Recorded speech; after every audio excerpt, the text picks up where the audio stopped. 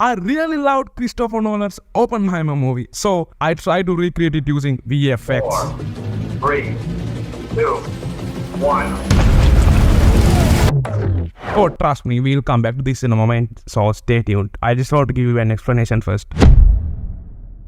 Oh, I envisioned making this video using two shots. The first one is a wide shot of the Nuke with me in the foreground. The second one is a close-up shot of my eyes.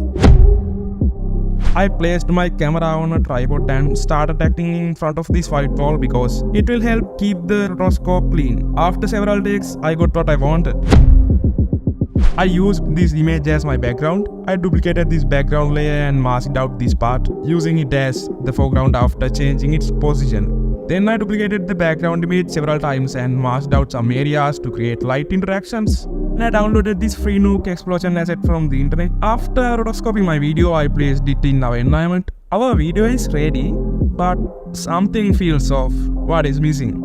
Compositing. Compositing brings the feeling into our shots. So, after days of planning and execution, enjoy the final reveal.